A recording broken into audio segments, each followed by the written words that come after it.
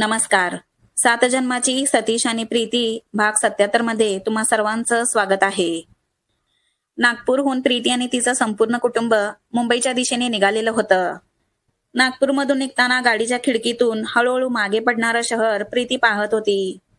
तेव्हा ती रस्त्यावरचे ओळखीचे वळण, नेहमी दिसणारी झाडं, दिवे सगळं काही मनात साठवत होती. मम्मा आणि पप्पा थकून डोळे मिटून बसले होते. ड्रायव्हर गाडी चालवत होता. गाडीच्या आत शांतता होती, पण प्रत्येकाच्या मनात एकच विचार होता. मुंबई, नवीन घर, नवीन आयुष्य असा विचार करत करत कधी डोळे लागले ते प्रीतीला काही कळलंच नाही. तिकडे मुंबईत मात्र सतीच्या मनात वेगळंच वादळ शांतपणे वाहत होतं. रात्रीची वेळ असते, घर पूर्ण शांत असतं. स्विमिंग पूलच्या पाण्यावर हलकसं चंद्राचं प्रतिबिंब पडलेलं होतं. तेव्हा सतीश एकटा स्विमिंग पूलच्या कडेला पाय पाण्यात सोडून बसलेला होता. डोळे पाण्याकडे लावलेले, चेहऱ्यावर विलक्षण शांतता असते. आज त्याच्या मनात गोंधळ नाही, अस्वस्थता नाही, फक्त एक आनंदी शांतता होती. तेव्हा तो प्रीतीशी झालेल्या पहिल्या भेटीपासूनचे सगळे क्षण आठवत बसलेला होता. तेवढ्यात वरच्या मजल्याच्या खिडकीतून सतीची मम्मी त्याला पाहते. इतका वेळ तो तिथेच बसलेला बघून मम्मी थोड्या काळजीने खिडकीतून त्याला हाक मारते. सतीश, अरे एवढ्या रात्री असा एकटाच काय करतोस? तेव्हा सतीश मान वर करून पाहतो आणि हसून म्हणतो, काही नाही मम्मी, फक्त बसलोय. तेव्हा मम्मीला काहीतरी वेगळंच जाणवतं, म्हणून तीही खाली येते. स्विमिंग पूल जवळ येऊन सतीच्या बाजूला तीही पाण्यात पाय सोडून बसते. आज तू खूप शांत दिसत आहेस सतीश, असं ती तिच्या चेहऱ्याकडे पाहत हळूच म्हणते. सतीश काही क्षण गप्प राहतो, मग हळूच पुढे सरकून मम्मीच्या मांडीवर डोकं टेकवतो. मम्मी प्रेमाने त्याच्या केसांवरून हात फिरवत म्हणते, काय झालं आहे माझ्या मुलाला? आज कुठल्या विचारात हरवला आहेस? सतीश हळू आवाजात म्हणतो, मम्मी, आज माझं मन खूप शांत झालंय. मला असं वाटतंय मम्मी, जसं आयुष्यात सगळं व्यवस्थित होत चाललंय. मम्मी थोडं हसून म्हणते, पण असं का वाटतंय तुला सतीश? सतीश क्षणभर थांबतो आणि मग म्हणतो, मम्मी, तुला माहित आहे का, उद्या प्रीती मुंबईला राहायला येणार आहे. हे ऐकताच मम्मीच्या चेहऱ्यावर हलकसं स्मित उमटतं. तेव्हा ती त्याच्या केसांवरून हात फिरवत विचारते, सतीश, तुला एक विचारू का? विचार ना मम्मी, सतीश हसत म्हणतो. पण तू खरं सांगशील का मला? मम्मी मृदू पण गंभीर आवाजात म्हणते. हो मम्मी, तुला तर नक्कीच, असं सतीश म्हणतो. तेव्हा मम्मी थोडं थांबून विचारते, सतीश, प्रीती तुला आवडते का, की ती फक्त तुझी मैत्रीणच आहे? तेव्हा सतीश क्षणभर गप्प होतो, पण मग हळू आवाजात म्हणतो, मम्मी, तुला खरं सांगू का, प्रीती मला खूप आवडते. तेव्हा मम्मी थोड्या आश्चर्याने त्याच्याकडे पाहते. मम्मी, प्रीती दिसायला खूपच सुंदर आहे, पण तिचा स्वभाव, तिचे विचार, ती जशी आहे ना तशी ती मला खूप आवडते.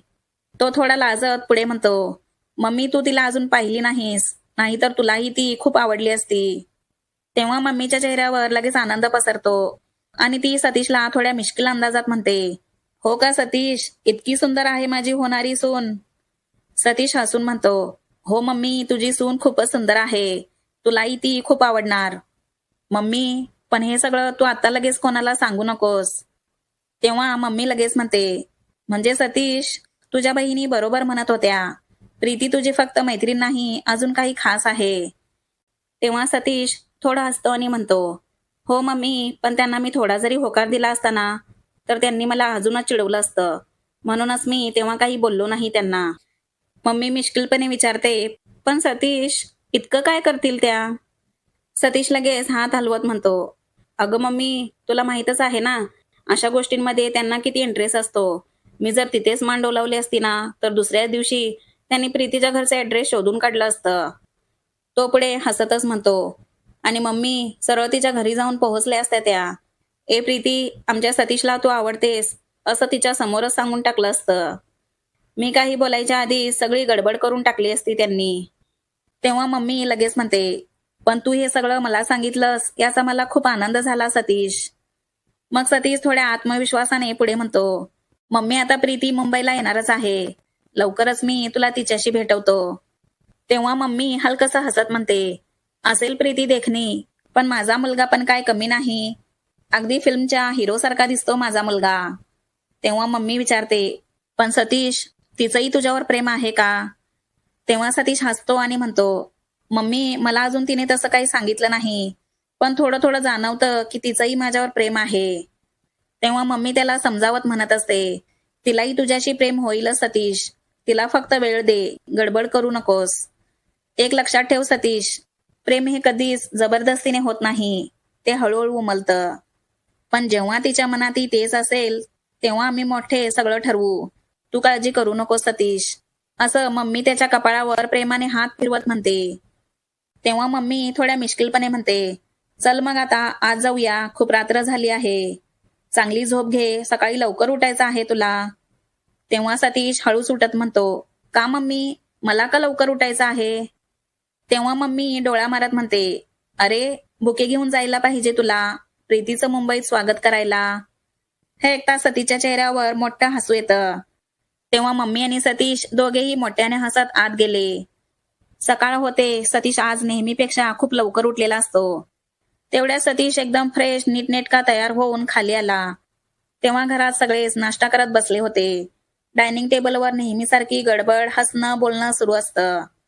तेव्हा त्याला पाहता सगळ्यांचे डोळे मोठे झाले आणि सगळेच थोड्या आश्चर्याने त्याला विचारू लागले, अरे वा सतीश, एवढ्या लवकर उठला आहेस, काय गडबड? सतीश, आज काही स्पेशल आहे का? तेव्हा सतीश थोडा गोंधळत, थोडा लाजत खुर्चीवर बसतो आणि म्हणतो, असं काही नाही हो, काम होतं म्हणून लवकर उठलो. तेव्हा सगळे हसू लागले. पण मम्मी नाश्त्याची प्लेट पुढे करत मुद्दामच म्हणते, हो हो, इथे मुंबईमध्ये काहीतरी महत्वाचं काम असेल त्याला, म्हणूनच एवढ्या लवकर उठला असेल तो. तेव्हा सतीचे पप्पाही थोडं हसतच म्हणाले, हो, पण त्याआधी तो असा कधीच लवकर उठला नाही, म्हणून म्हणत आहे सगळे. मम्मी त्याच्याकडे पाहते आणि त्याला नजरेने इशारा करत असते, शांत रहा, मी आहे. तेव्हा मम्मी सगळ्यांना म्हणते, तुम्ही सगळे काय त्याला इतके प्रश्न विचारताय? नाश्ता थंड होतोय, नाश्ता करा आधी सगळे. आणि सतीश, तूही व्यवस्थित नाश्ता कर रे, रिकाम्या पोटी तसाच बाहेर जाऊ नकोस. तेव्हा सतीशला सगळं समजतं की मम्मी हे सगळं मुद्दामच करत आहे. म्हणून तो मम्मीकडे पाहत थोडा लाजत मान खाली घालतो आणि शांतपणे नाश्ता करतो. घरातून बाहेर पडण्याआधी तो आरशात एकदा स्वतःकडे पाहतो आणि हलकसा हसत असतो. हातात फुलांचा सुंदर बुके घेऊन सतीश थेट प्रीतीच्या नव्या घराकडे जातो. प्रीतीची गाडी येण्याआधीच तो तिथे पोहोचलेला असतो. तिच्या घरासमोर उभा राहून तो घड्याळाकडे पाहत असतो. तेव्हा सतीचं मन थोडंसं धडधडत असतं, पण त्या धडधडीतही आनंदच जास्त असतो. थोड्याच वेळात दूरून सतीशला गाडीचा आवाज ऐकू येतो. तेव्हा सतीश लगेच सरळ उभा राहतो, हातातला बुके नीट धरतो. प्रीतीची गाडी गेट समोर येऊन थांबते आणि सगळ्यात आधी प्रीती गाडीतून बाहेर येते. तेव्हा गाडीतून उतरलेली प्रीती प्रवासाच्या थकव्याने थोडी दमलेली होती, पण तिच्या डोळ्यात मात्र उत्सुकतेची चमक होती. तेव्हा तिला सतीश समोर उभा दिसताच तिच्या ओठांवर नकळत हसू आलं. त्या हसण्यात सगळ्या थकव्यावर औषध होतं. तेव्हा क्षणभर दोघांची नजर एकमेकांवर स्थिरावते. तो क्षण काही सेकंदाचा असतो, पण दोघांसाठी खूपच खास असतो. सतीश हसत पुढे येतो. तो सगळ्यांकडे पाहत म्हणतो, तुम्हा सगळ्यांचं मुंबईत मनापासून स्वागत आहे.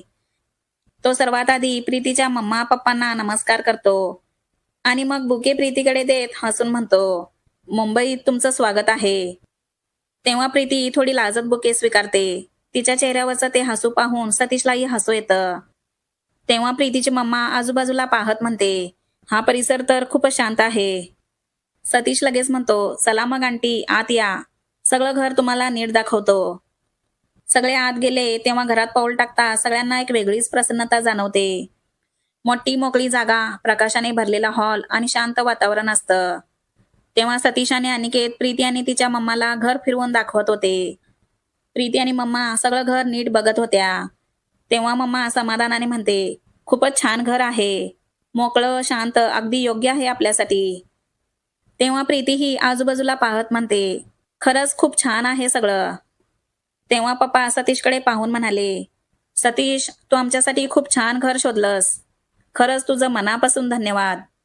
तेव्हा सतीश थोडा लाजत म्हणतो, अंकल, तुम्हाला घर आवडलं याचाच मला आनंद आहे. सगळ्यांच्या चेहऱ्यावर समाधान असतं.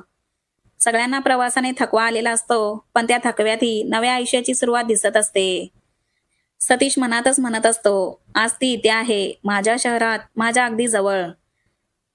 तुमच्यापैकी कोणाची लव्ह मॅरेज असेल तर तुम्ही तुमची लव्ह स्टोरी थोडक्यात मला कॉमेंट करून सांगू शकता. आणि माझी ही लव्ह स्टोरी तुम्हाला आवडत असेल तर लाईक करा, कॉमेंट करा आणि चॅनलला पटकन सबस्क्राईब करा.